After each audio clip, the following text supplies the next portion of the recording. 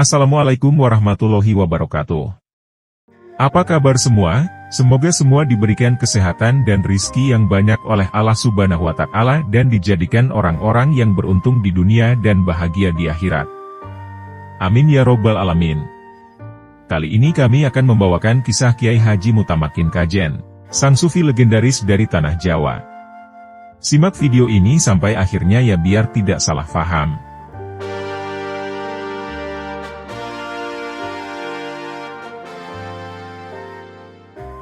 Kiai Haji Mutamakin Kajen, beliau juga sering disebut dengan nama Ahmad Mutamakin, Mbah Mutamakin, Kaji Mutamakin, ada pula yang menyebut Mbah Bolek. Kiai Haji Mutamakin adalah tokoh penyebar Islam di Pati, Jawa Tengah yang sangat terkenal. Kiai Haji Mutamakin Kajen diyakini sebagai wali, yang kekeramatannya begitu melegenda. Peninggalan beliau hingga kini masih dapat dilihat di desa Kajen, berupa masjid, makam, sumur, dan juga pesantren. Setiap tanggal 10 Muharram Suro, haul Kiai Haji Mutamakin Kajen setiap tahun diperingati. Bukan hanya haul namun makamnya juga selalu dipadati peziarah setiap hari. Banyak versi hidup Kiai Haji Mutamakin Kajen ini. Sebagian riwayat ada yang mistis karena turun-temurun di masyarakat. Tautan sejarah tertulis hanya bisa dilacak dari manuskrip serat cebolek yang ditulis berbentuk pupuh, tembang Jawa, oleh Yosudipuro sekitar abad ke-18. Kiai Haji Mutamakin diperkirakan hidup pada 1600-an. Hal ini berdasarkan kronogram yang terdapat di Masjid Kajen yang dapat diterjemahkan 1621 tahun Jawa atau 1697-1698 Masehi. Tahun itu diperkirakan mulainya pembangunan Masjid Kajen Pati. Kiai Haji Mutamakin diyakini keturunan pendiri Mataram Islam yang bernama Ningrat Sumo Hadiwijoyo keturunan Raden Patah, dari jalur Pangeran Benowo dan Pangeran Sambu. Beliau dilahirkan di Desa Cebolek, Tuban, Jawa Timur. Kiai Haji Ahmad Mutamakin Kajen mempunyai orang 3 anak yaitu, Nyai Alfiah atau Nyai Godek, Kiai Bagus dan Kiai Endro Muhammad. Dari ketiganya silsilah keluarga Kiai-Kiai Kajen bermuara. Kiai Haji Emma, Sahal Mahfudz, Rais, Ampe Benu, yang dapat ditarik garis silsilah dari Kiai Endri Muhammad. Dalam versi kisah yang berkembang di masyarakat, Kiai Haji Mutamakin berkelana dan sempat berguru pada seorang sufi di Mekah bernama Syekh Muhammad Zain Al-Yamani. Dari Syekh inilah nama Al-Mutamakin, artinya orang yang teguh pendirian, diperoleh. Sekembalinya dari Mekah, Mbah Mutamakin terdampar di pantai timur Semenanjung Muria, lalu tinggallah beliau di desa tersebut yang kemudian diberi nama Cebolek, seperti tempat kelahirannya. Di desa Cebolek ini lalu Kiai Haji Mutamakin bertemu dengan Haji Syamsuddin yang kemudian beliau menjadi menantunya. Dari situ Mbah Mutamakin diberi sebidang tanah yang bernama Kajen. Di desa itu kemudian beliau melakukan dakwah dan mendirikan masjid. Ajaran-ajaran Kiai Haji Mutamakin lebih banyak bersifat sufistik dan sangat adaptif terhadap kultur masyarakat. Misalnya, Mbah Mutamakin memilih kisah pewayangan Dewa Ruci atau Bimo Suci dalam metode dakwahnya. Kisahnya menceritakan tentang perjalanan Bima mencari ilmu sejati di tengah samudra dan pertemuannya dengan Dewa Ruci. Dewa Ruci mengajarkan pemahaman bersatunya jiwa manusia dengan Tuhan, atau dalam istilah Jawa Manunggaling Kawula Gusti. Bagi ulama yang terlalu menekankan syariat, yang dilakukan Mbah Mutamakin mungkin saja bisa dianggap penyimpangan. Bahkan dalam serat Cebolek dituturkan, pahaman Kiai Haji Mutamakin yang dianggap menyimpang itu pernah menjadi polemik di kalangan ulama tanah Jawa. Para ulama kemudian sepakat untuk menuntut Kiai Haji Mutamakin ke mahkamah kerajaan. Atas undangan raja, para ulama bersidang dengan memanggil Mbah Mutamakin. Dari persidangan tersebut, sikap ulama akhirnya terbelah menjadi 2, penentang dan pembela Mutamakin. Karena tidak terjadi mufakat, maka akhirnya persoalan ini diserahkan raja. Namun, sang raja kemudian menyatakan Kiai Haji Mutamakin tidak bersalah dan persoalan tersebut dianggap selesai. Pandangan sufistiknya hingga kini masih bisa kita lihat di ornamen-ornamen yang menghiasi Masjid Kajen. Mimbar masjid ini dipenuhi lukisan dan ukiran indah, seperti 2 ekor burung yang mematuk bulan sabit dan sepasang ular naga. Menariknya, masalah mimbar ini juga pernah menjadi polemik. Seperti dicatat M. Cherryclef berdasarkan laporan Cao van der Plas, 1934. Pada 1927 ada seorang Puritan yang baru pulang dari Mekah bernama Haji Saleh. Menurut Haji Saleh, mimbar itu harus dimusnahkan karena memuat gambar-gambar binatang hidup yang dilarang Islam. Sebaliknya, para kiai kajen yang sepuh-sepuh memilih mempertahankan mimbar itu karena warisan Kiai Mutamakin yang ilmunya jelas lebih tinggi. Tidak ada kesepakatan mengenai polemik tersebut, namun Haji Saleh akhirnya diusir dari desa tersebut. Karomah Kiai Haji Ahmad Mutamakin Kajen.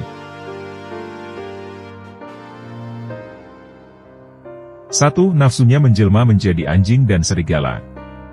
Mbah Mutamakin memang sering riyadiloh, melatih jiwa, dengan berpuasa, hingga pada suatu hari ketika beliau sedang menjalankan riyadloh dengan tidak makan dan minum selama 40 hari. Menjelang berbuka beliau memerintahkan istrinya untuk memasak makanan yang lezat guna menguji nafsunya. Sebelum makanan dihidangkan, beliau mengikat diri pada tiang rumah. Setelah makanan disajikan, nafsu makan dan syahwatnya berontak ingin menyantap makanan yang ada di hadapannya. Tapi nafsunya dikendalikan dengan segala usaha dan kekuatan. Karena kalau nafsu dan syahwat diperturutkan, maka akan membawa dampak yang tidak baik. Sesungguhnya nafsu itu selalu menyuruh kepada kejahatan, kecuali nafsu yang diberi rahmat oleh Tuhanku. Surat Yusuf ayat 53. Atas kehendak Allah beliau akhirnya mampu mengalahkan hawa nafsunya. Seutama-utamanya jihad adalah melawan hawa nafsunya sendiri. Hadits riwayat Ibnu Najjar dari Abu Dzar. Nafsu dan syahwat yang dikendalikan tadi akhirnya keluar dari tubuh Mbah Mutamakin, dan menjelma menjadi 2 ekor binatang, yaitu anjing dan serigala. Binatang tersebut diberi nama Abdul Qohar dan Komaruddin. 2. Dicoba ilmunya malah jadi muridnya. Seorang ulama, bernama Ki Kedung Gede, bermaksud menguji ilmunya Mbah Mutamakin dengan berbagai pertanyaan. Namun belum sempat menyatakan maksudnya sudah keduluan pernyataan bahwa beliau akan berguru kepadanya, karena huruf alif saja beliau tidak tahu. Pernyataan tersebut membuat si ulama kaget dan panik, sehingga tidak jadi bertanya. Waktu duhur tiba, ia pamit mau sholat duhur di Masjid Kajen. Ketika selesai sholat, ia melihat-lihat suasana di dalam masjid, dilihatnya tulisan melingkar di langit-langit masjid dan tulisan pada papan yang terletak di dalamnya.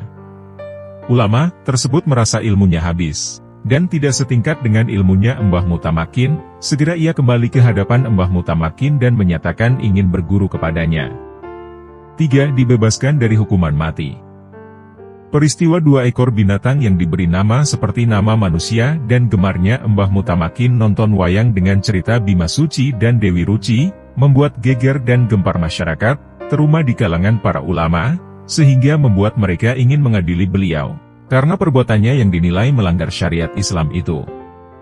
Berkumpullah sebanyak 142 orang terdiri para alim, aparat pemerintah dan undangan lainnya. Tetapi Mbah Mutamakin kelihatan tenang dan tetap berwibawa. Sungguh di luar dugaan sidang yang berlangsung lama itu tidak membuahkan keputusan apapun, karena banyaknya yang pro dan kontra. Kemudian aparat pemerintah memberikan keputusan bahwa persoalan Mbah Mutamakin dianggap selesai dan dinyatakan bebas hukuman untuk menuju persatuan umat. 4. Tempat tawasul yang diijabah. Menurut cerita ada 3 tempat tawasul yang banyak diijabah oleh Allah dengan menggunakan hataman Al-Quran 30 juz. Yaitu Mbah Syamsuddin Batu Ampar, Mbah Holil Bangkalan dan Mbah Mutamakin Kajen. 5. Pergi haji diantar jin dan ikan meladang. Mbah Mutamakin ketika melakukan ibadah haji ke Tanah Suci diantar oleh muridnya dari bangsa jin, pulangnya dipindahkan ke seekor ikan meladang, di tengah samudera beliau dibawa oleh ikan tersebut, kemudian didaratkan di sebuah pantai yang terletak di Kecamatan Margoyoso Kabupaten Pati. Kemudian bertempat tinggal di desa Cebolek dan terakhir di desa Kajen. Di desa inilah beliau menyebarkan agama dengan membuka lapangan pendidikan Islam, untuk mencetak kader Islam guna menyambung perjuangan beliau. 6. Asal-usul dinamakan desa Kajen bertemunya dengan lelaki tua. Ketika beliau Mbah Mutamakin masih tinggal di desa Cebolek, pada suatu malam selesai sholat Isya, beliau melihat ke arah barat ada seberkas cahaya yang menjulang ke langit, beliau ingin membuktikan ada apa dengan cahaya tersebut. Lalu dicarilah asal keluarnya cahaya, dan sampailah beliau di sebuah gundukan tanah di sebelah barat perguruan Islam Matholiul Falah Kajen. Di situ beliau berjumpa dengan seorang lelaki tua bernama Mbah Syamsuddin yang sudah menunaikan ibadah haji. Dan Mbah Syamsuddin ini, atau yang dikenal dengan nama Surya Alam adalah orang pertama yang menempati desa Kajen. Kemudian Haji Syamsuddin mempercayakan dan menyerahkan desa Kajen kepada Mbah Mutamakin. Dari peristiwa inilah, kemudian desa itu dinamakan Desa Kajen, yang berarti Kaji Ijen, Pak Kaji sendirian di Desa Kajen. Bekas kediaman Mbah Syamsuddin terletak di sebelah utara perguruan Islam Matoliul Falah, yang sampai sekarang periginya, sumurnya, masih terawat dengan baik. Adapun makamnya terletak di sebelah barat makam Kiai Haji Syaikh Ahmad Mutamakin atau di sebelah selatan telaga. Terima kasih, semoga bermanfaat. Wassalamualaikum warahmatullahi wabarakatuh.